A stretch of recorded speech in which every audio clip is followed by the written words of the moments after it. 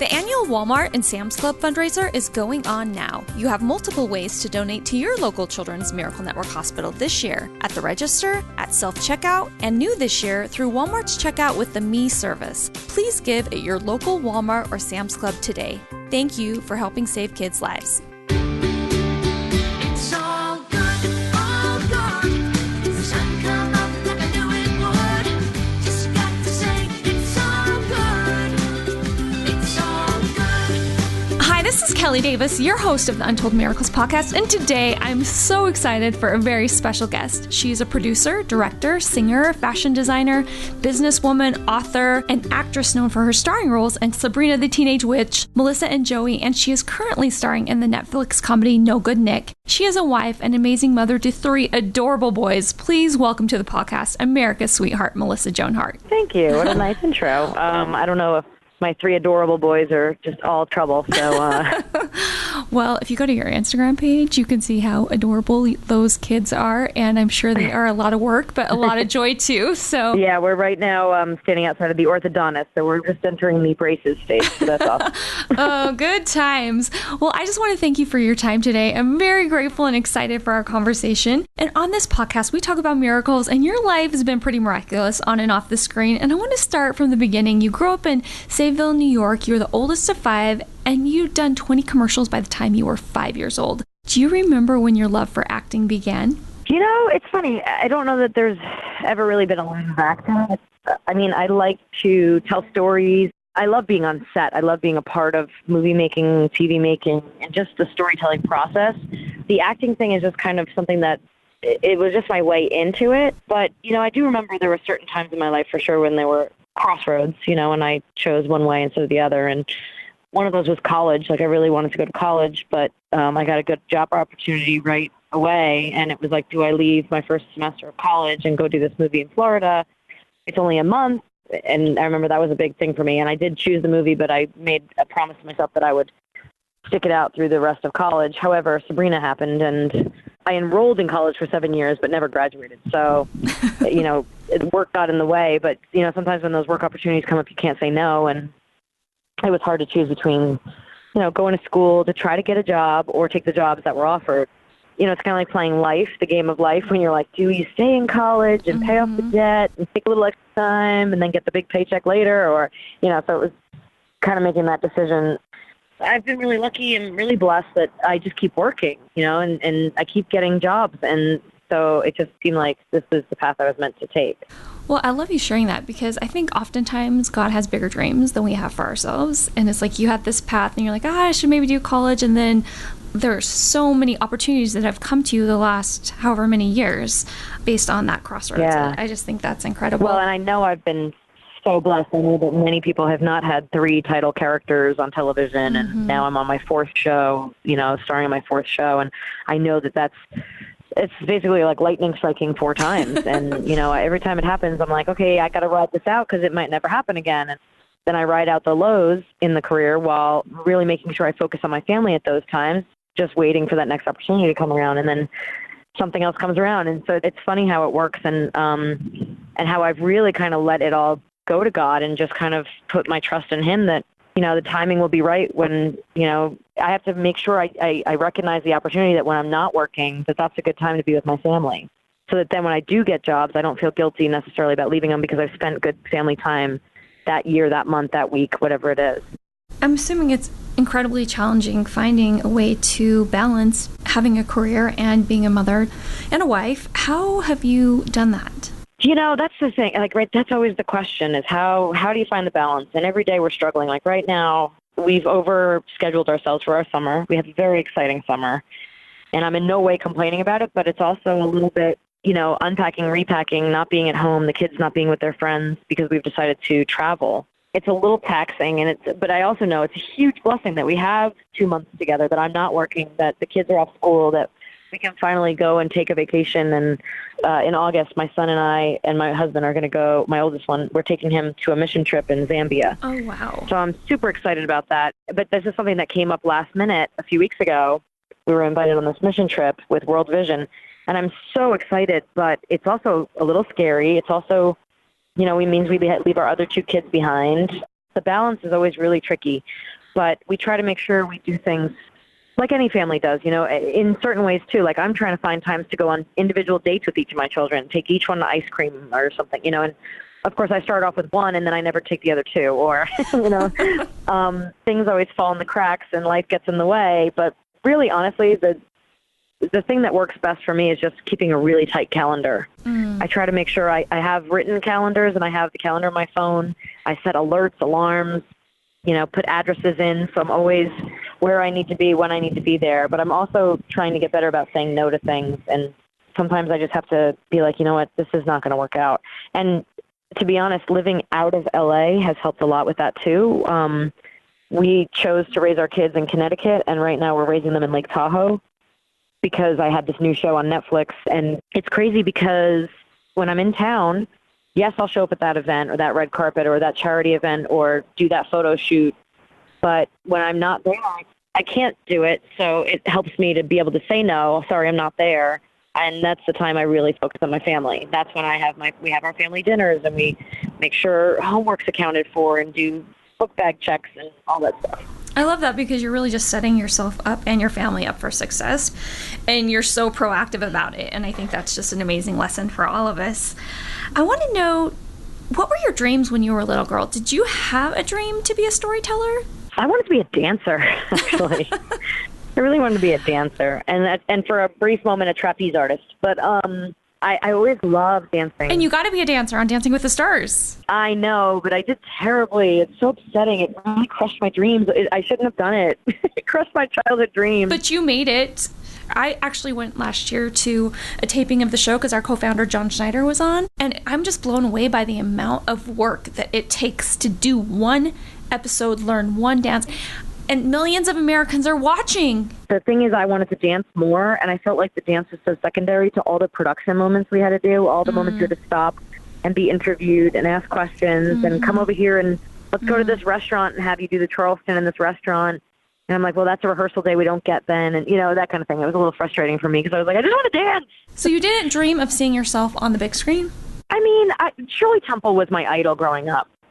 I just love Shirley Temple. So I wanted to be a triple threat like her. I wanted to be able to sing, dance, and perform. I wanted to be able to razzle-dazzle adults. And, I definitely loved her appeal and what she brought to the screen and how she brought the Depression era out of depression, really. She helped bring a smile to everyone's faces. And I really loved that about her. I mean, a lot of my friends were always into Marilyn Monroe because she was so sexy and beautiful.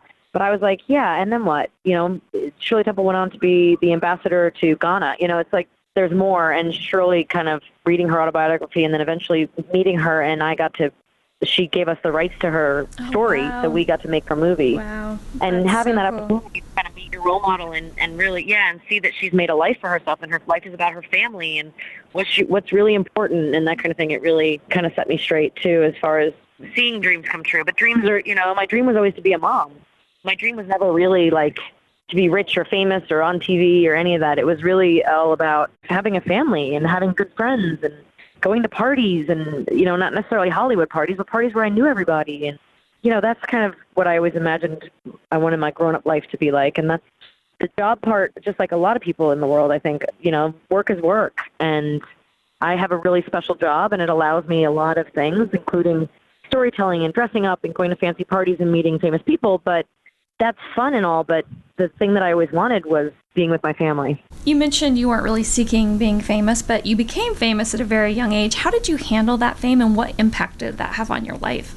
It was very much a snowball effect for me, which is good. And growing up in New York, you kind of, when you're a theater kid and you're doing commercials and you're doing soap operas and you're doing some of this other stuff, there's a very big New York kid, professional children community. So the kids that you're friends with are all in the industry. They're all working hard, and you're trying to beat them out for jobs. And, it's a little competitive, but at the same time, it's also very you learn quickly.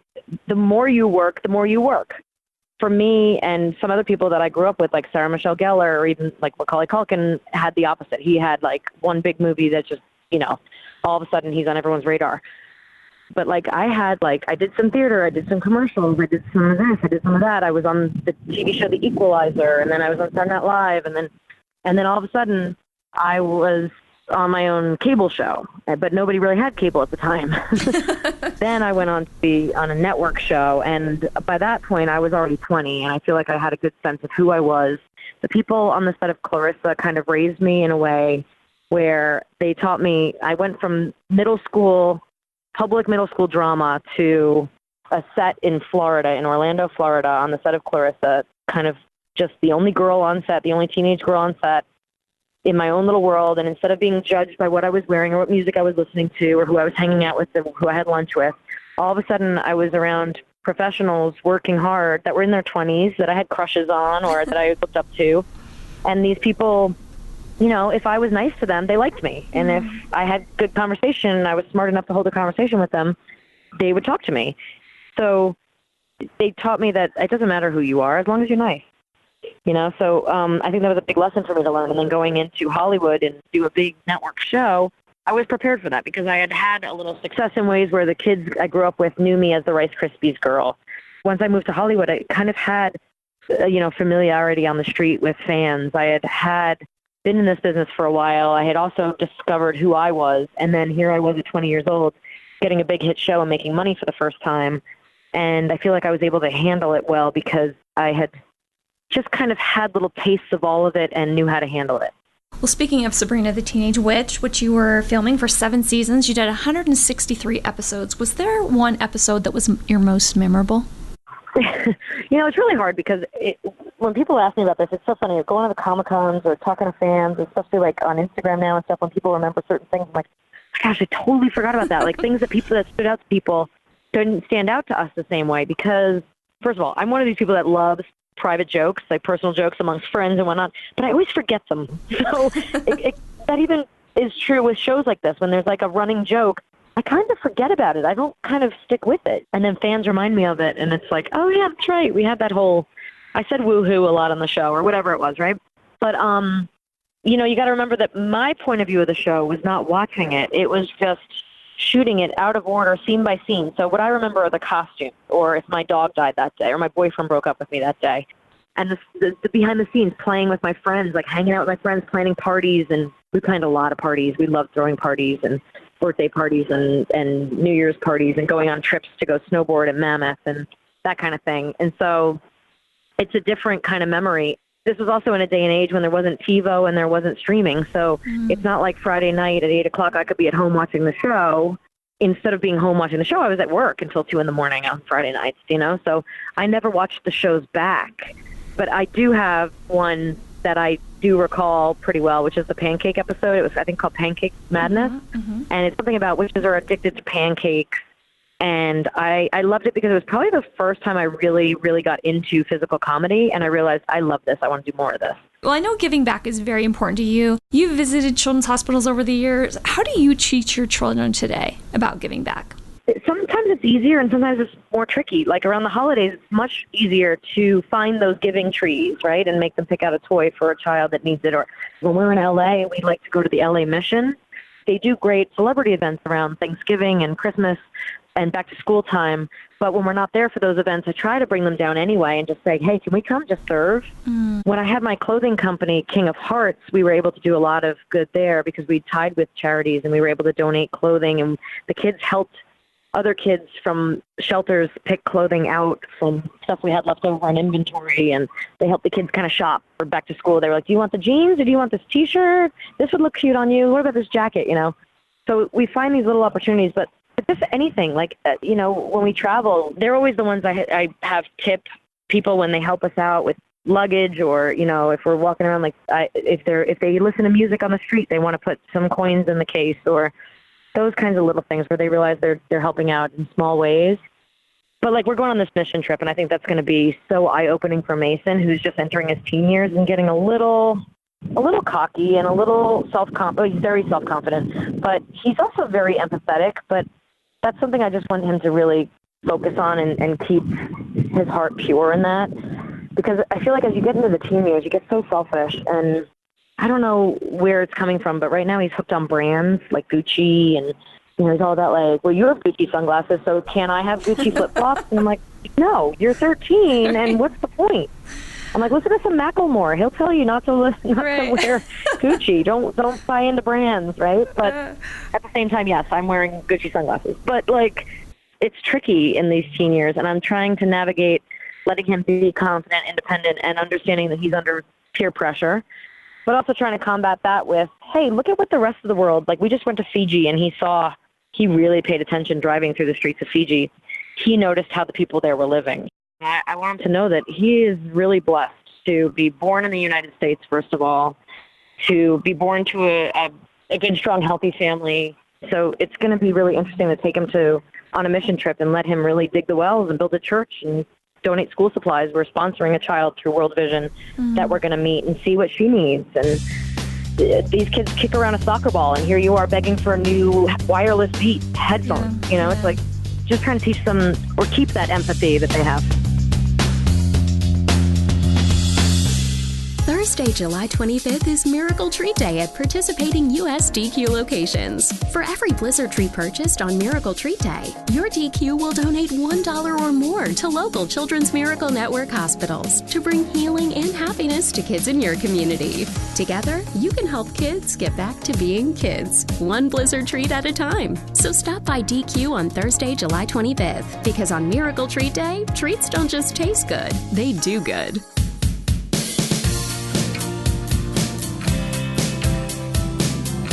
She's a producer, director, singer, fashion designer, businesswoman, author, and actress known for her starring roles in Sabrina the Teenage Witch, Melissa and Joey, and she is currently starring in the Netflix comedy No Good Nick, America's sweetheart, Melissa Joan Hart. Thank you so much. 3 words your best friend would use to describe you. Probably fearless, planner, because I always plan all the social events. Like nobody gets together unless I'm around making the plans. And giving, maybe, I would hope, because I really love to give gifts, and I love to shower my friends with gifts, and anytime I'm given an opportunity, I try to include my friends in it, or my family. I love it. Best advice from your mom? I was getting a lot of advice at the first one, of course, like you do, and there was a lot of different opinions and a lot of people stressing me out about, when to start solid foods and when to potty train and all this stuff, and my mom just said to me, you're his mother, you know what's right, you do what feels right, you make the ultimate decision. And that just was like, oh, yes. Okay. You're right. I'm his mother, and just kind of opened my eyes. But she also told me when I was a teenager not to wear mascara. And I think that was a very good one, too. She saved my eyelashes. That was my vanity one. Yeah, I love it. Person you most admire in the industry? I really I would have to say Sandra Bullock has, probably the kind of career that I would really like to have, where she is so versatile and so an eccentric beauty that just sort of can slide in and out of comedy and drama effortlessly and just makes everyone feel warm and fuzzy and like they know her, very approachable, and you feel like you can relate to her. I really admire her career, and that she's also got a family and, takes that very seriously. But I also really love comedy heroes. Goldie Hawn was always one of my heroes. I always wanted to kind of Love her. Do movies like Goldie did, do those kind of fun comedy. Overboard. Yeah, and she's just so free with her body. She's just such a, that hippie, great, she doesn't care what anyone thinks, and she's just going to be silly just to entertain, and, just letting everyone kind of know who she is. When you were younger, you in a Britney Spears video. If you could be in any artist's video today, who would it be? Oh, probably Foo Fighters. I love them. I love rock. I love 90s rock. They're probably the last of the great. If you could go to lunch with anyone in the world, dead or alive, tomorrow, who would that be? I think I'd like to hang out with Richard Branson. I actually got to hear him speak recently, and fascinating. Really? He did a keynote speech here, and he was incredible. Yeah, he just is what an interesting guy with always a smile on his face, always willing to help, it seems. I know he's been working on, alternative fuels for airplanes for years, and, just trying his best to make the world a better place and connect people, and always has friends and family at his island, and it just seems like such a brilliant modern genius. I agree. Motto you like to live by? You only regret the things you don't do. My 6-year-old said it to me recently. We were in Fiji, and there was a coconut exhibit where we could watch how to break open coconuts, how to make baskets, how to cook with coconut milk and all this stuff. And my 6-year-old said to my 11-year-old, because my 11-year-old's, I'm not going to go. I'm just going to hang here by the pool. And my 6-year-old goes, you're going to regret it. And I was like, wow, okay, I passed that on apparently. I love that.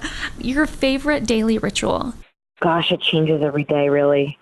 I just try to sit with my family at breakfast and have a cup of tea. Mark gets up early, reads his Bible, does some stretching. I'm not a morning person, but when I get up, it's like I'm on fire. I just start. I get up and I start making lists and I start tackling things. But then as soon as everybody else is up and we all sit down at the kitchen table, I just like to have a cup of tea and sit there until the very last minute when I have to go get ready for the day, you know? I love it. It sounds like you really are just present with them. Yeah, I really try to be, but it's not always possible and it's not always, you know, as lovely as it sounds, but that's my goal. What's the most proud moment of your career?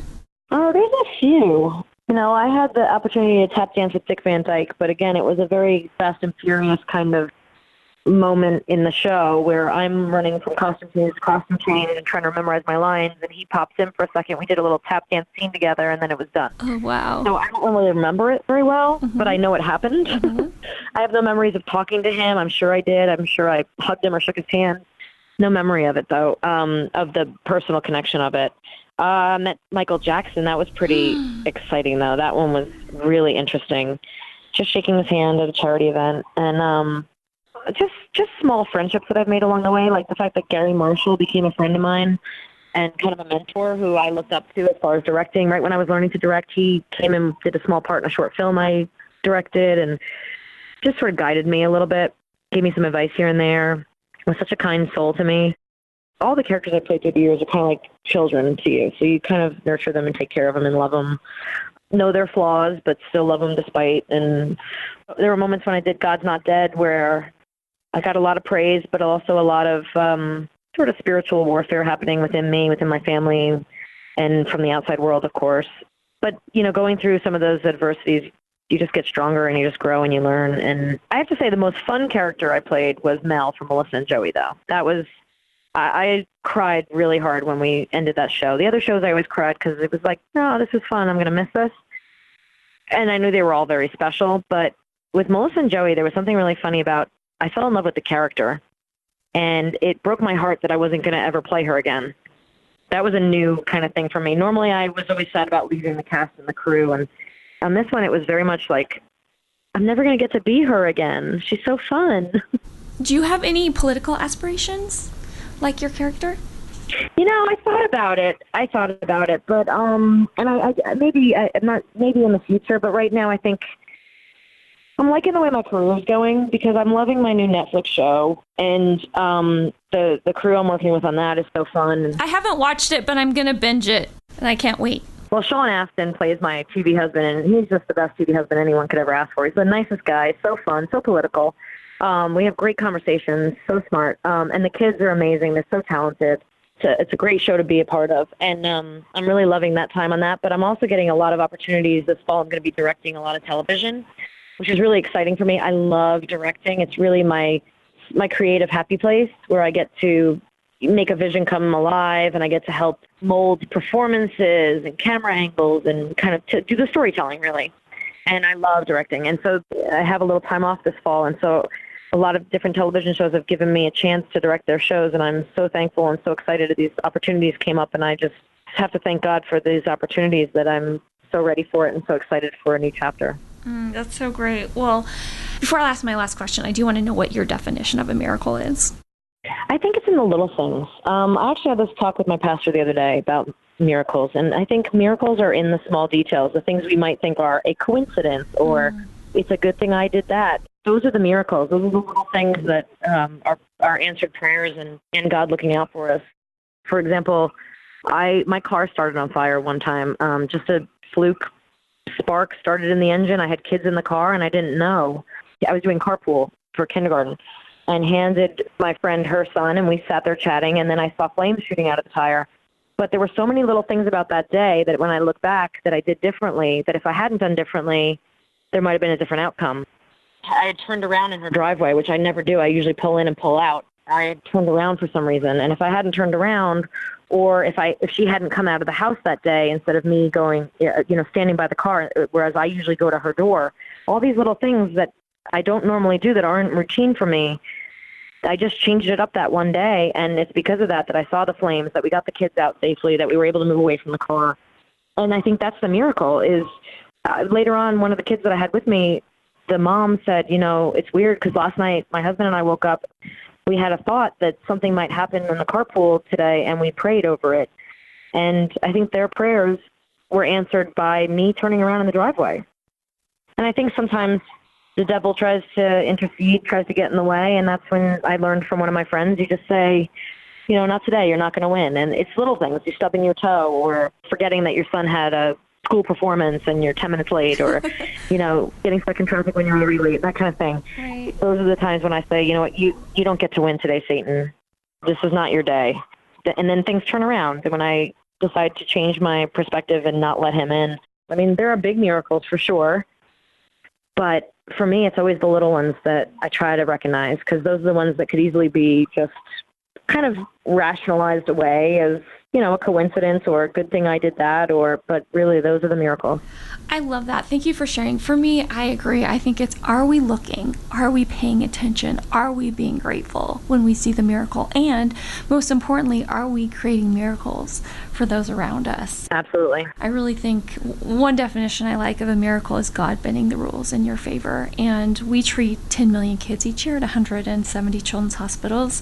And I've witnessed miracle after miracle after miracle. And they're real. They are real, but they do come in small packages and big packages. And it's just really taking the time to notice. They do. And I've seen the power of prayer. The power of prayer can be so strong and so, so many prayers going up for someone can just be that beam of light that just brings God's love and creates those miracles and full recoveries and all that. If there were 3 miracles that you could create in the world today, what would that look like for you? Oh my goodness. That's a huge question. I know. I love the different responses I get on this too, because you never know what people are going to say. Yeah, no, I would say, first of all, the thing that eats away at me on a daily that I just can't get over are children suffering, whether it's hunger. I think about the children in Myanmar right now, the genocide going on over there, and those children being just tortured or torn away from their families or hungry or scared, and that's what keeps me up at night. And I just would just love to stop. Like one miracle could just be if all children could have a beautiful childhood with no suffering or fear, no sickness, no poverty, no loss of a parent, even that kind of thing, just to protect children, just to get them through those formative years and let them just enjoy their childhood, which I think everyone deserves. And that's it. I'll use all 3 on that. Can I use all 3 miracles on that? Oh, yeah. No, that's perfect. Yeah. I mean, one for hunger, one for suffering, and one for fear. I like that. Oh. People want to follow you. Where's the best place they can get content from you? Instagram and Twitter. I'm Melissa Joan Hart, and on Facebook as well.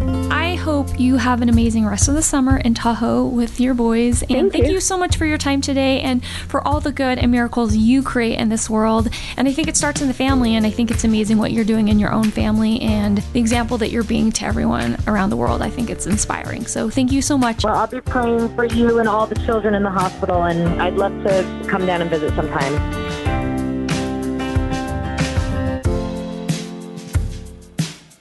Hi, I'm Audrey, 2019 National Champion for Children's Miracle Network Hospitals. Kids like me deserve every chance to heal. At your local CMN hospital, they get the best hope for a miracle by getting the best possible care. Every day, CMN hospitals are giving kids like me the chance to talk, walk, smile, and laugh again, to get better and get back to being kids. And you can help too. Give now at childrensmiraclenetworkhospitals.org and put your money where the miracles are. Thank you.